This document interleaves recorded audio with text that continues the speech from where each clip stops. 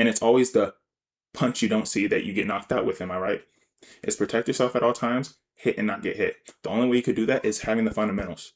How do you have the fundamentals? You have to practice it into your DNA to where you do not have to think about it. You should not have to think about protecting yourself. You should be thinking about how am I going to beat this person, downloading the information and breaking them down. That's how it should be. And that's all it should be. If you don't have this, you don't know boxing. There needs to be a full understanding of what the fundamentals are. I've had so many comments asking about like what are the fundamentals from boxers, from people that have been fighting, and I don't think everybody has the grasp of the fundamentals. If I'm getting asked the question from people that have been competitively fighting for years. Now, whenever I try to understand what something is, I try to understand the general definition of what it is, and then the definition as far as what it pertains to the sport or whatever activity it is. So the fundamentals, what are fundamentals? Fundamentals, principles, rules, or elements upon which a system, concept, or skill is built or built on. Just to put in layman's terms, to cook ramen, you have to have water in a pot boiling. You put the ramen in for X amount of time. You take it out so it doesn't get too soggy, whatever. That's the general concept of cooking noodles. So because I said ramen, you can take that same concept with every other type of pasta or noodle to be able to make it make sense, right? And even if you don't have a full grasp of it, you have the understanding of the concept. Well, if I did this for ramen, then I could do this for possibly this one, but maybe look into it a little bit more because it's a different type of pasta, so it probably takes a little bit longer. That's easy, but you understand the concept. You understand the system and the principle and the space that it works in. There's laws, rules, and principles to everything that you do. There's consequences for everything that you do. There's a response or a result to everything that you do, good or bad. So understand like the law of the land. That's really what fundamentals are. Is like what is the law of the land of what I'm doing? It doesn't matter. Any aspect of life, that's ultimately what fundamentals are, how something works. What rules do they abide by?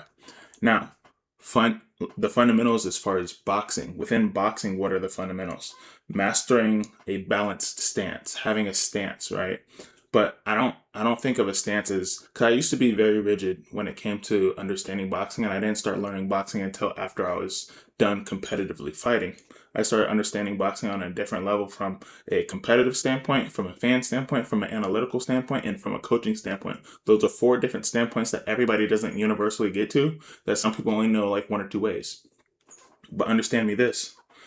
I look at having a balanced stance, not just only one stance, but having two or three different looks. What does that mean? Having two or three different looks means you have your neutral stance, you have your more passive aggressive, avoidant boxing on the outside stance, and then you have more of your aggressive, like infighting stance. Those take different postures, therefore, particular defensive boxing moves work in those areas. Those particular offensive moves work in those particular areas. So it's having situational awareness for each boxing stance for each look. So it's not like one fits all. Like a lot of people be like, oh, a 60-40 stance is the best stance.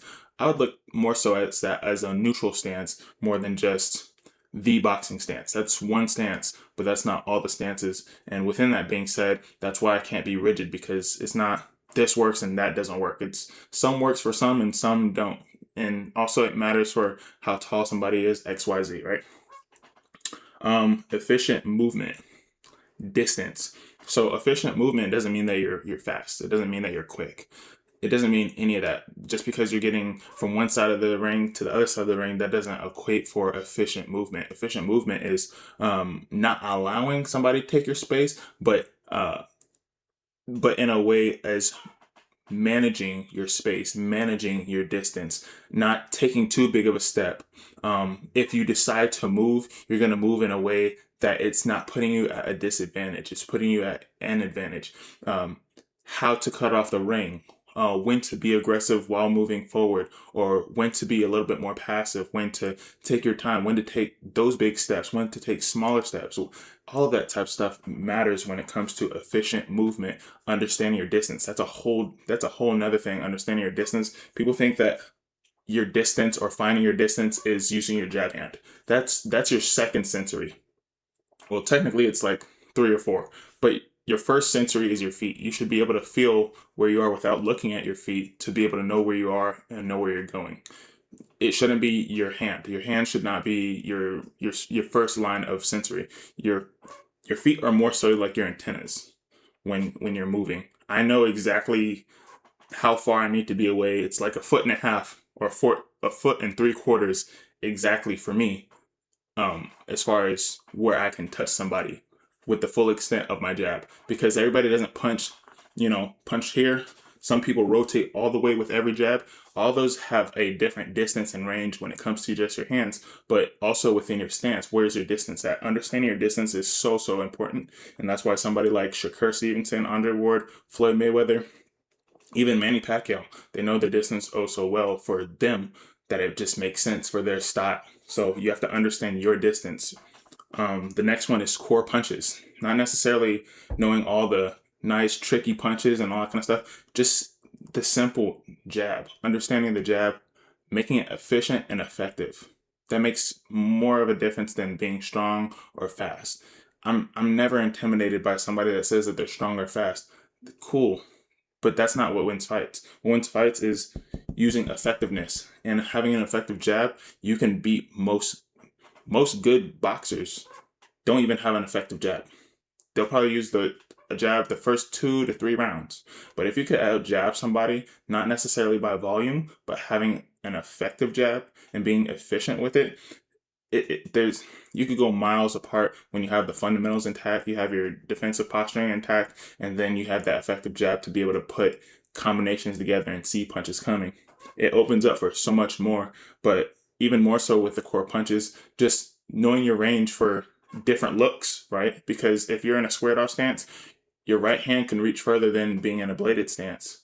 So understanding that as far as being more effective with your punches, a 1-2, 1-2-3, however it may be, you have to understand this. But to understand this, you have to understand your distance. To understand your distance, you have to understand like your stance and your balance and all that kind of stuff when throwing in different positions. Like I said, everything has a cause and effect, and everything has a result to it. So if you can hit them, they more than likely could hit you. So understand that.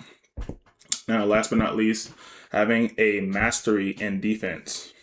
Being at the right place, right time, doing things at the right time and the right place. Understand this. When it comes to mastering defense, most people only know the bare bottom basic, and you need way more than that. It's more than just parrying, slipping, bob and weave, L step. It's way, way, way more than that. And the more that you understand that mastering defense is just more than moving your head when you feel like you should move your head. It's putting your energy in the right place, not misplaced energy to where you're moving just to move. There shouldn't be any mismanaged movement to where you move in a space at the wrong time just to move. There shouldn't be any time where you're wasting movement. There shouldn't be any time where you're doing something with no plan behind it. If I decide to move back, it's a reason behind that. I'm trying to lure them into a trap because I've been pushing them forward this whole time. They think I'm tired, so I'm gonna look like I'm crouched going backwards into the corner, so then they pursue me more, so then I can throw a jab and then a hook and then get out, and then now they're in the corner. Now I can pressure them again. Just having that awareness to be defensive, not just with your hands and your body and your head movement, but also with your feet. So there's layers and layers and layers to understand when to do something, why to do something, and understanding like infighting, mid-range fighting, long-range fighting, how to rest while in the line of fire. Also, not allowing somebody to see that you're hurt. There should be no reason while you're in a fight where somebody could see that you're tired. You're putting on an act. You're looking tired. That's one of the most craziest things I could ever witness for somebody to do, is to look tired. For what? Why are you looking tired?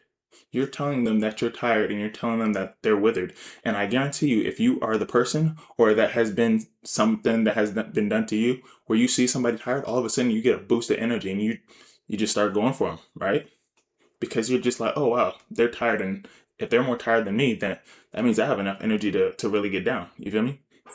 So at the end of the day, there's so many levels to each and every one of these that it would take so much longer than the video that I'm making. But this is just to cover a general basis of understanding as far as what it is, as far as the fundamentals and the fundamentals in boxing and how to put these pieces together. But you have to study to show yourself approved in all aspects. If you don't study this, you can't expect yourself to be something great. Yes, you can have natural abilities in this. You could be talented in that. But when it comes to the refinement of what sets good from great apart, it's these fundamentals. It's, are you able to protect yourself even when you're tired? All of a sudden, people can't protect themselves the moment they get tired. Oh, now you can't box? You're supposed to be boxing. This is boxing here, not this. Boxing is way more than just throwing hands. Just because you punch yourself out, that doesn't mean you should be able to stop boxing. You should be able to know how to break somebody's tools down. You should be able to use their weapons against them. You should be able to manipulate people while you're in the ring psychologically, like all of it, all of it. You have to know how to take somebody's heart away by making them feel like they're not efficient enough. Every time they make a move, something happens. You have to be able to identify how to break somebody down. That's what people don't do. That's what people don't talk about enough, is identifying the target. People just go on autopilot and that's it. Like, they don't know how to think beyond what they're doing right then and there. They're not able to ground themselves in the moment of where their mind drifts, where you're thinking of work, you're thinking of food, you're thinking of your girlfriend, whatever. But not being on autopilot, but focusing on who you're fighting and their tendencies. The more you're able to download the information of the type of fighter that they are, the better you can break them down. Because now it's them going to be focused on you rather than you focused on them. Because if you notice that every time they fix their headgear after a combination or two, or after they jab, they check or wipe their something. There's always tail signs that people give and have always given ever since they started boxing, all the way to them fighting professional and being the champion of the world. There's always going to be some sort of tendency, and that's how deeply you have to study each and every person. But the faster you're able to download, the faster you're able to deal with the situation, because you already know that type of fighter. And if you've been around and you've been experienced, you're like, I've seen this before. Although it's not this particular person, but if this is a boxer puncher, I know how to deal with it. If this is a counter puncher brawler, I know how to deal with it. If this is just a pure boxer, I know how to deal with it. This is how to break them down. And usually just a multiple choice idea of like, if I do this, normally they do this. 80% of the time, you're going to get it right. They might do something slightly different, but you have an idea through experience, and being able to make those adjustments is one of the biggest key points to be able to do. But you're not going to be able to make those proper adjustments if you don't have the fundamentals intact. Why? Because the fundamentals protect you. The fundamentals protect you from what you don't see, because the fundamentals are supposed to be second nature.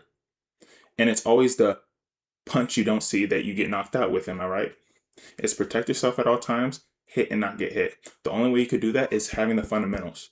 How do you have the fundamentals? You have to practice it into your DNA to where you do not have to think about it. You should not have to think about protecting yourself. You should be thinking about, how am I going to beat this person, downloading the information and breaking them down. That's how it should be. And that's all it should be. If you don't have this, you don't know boxing.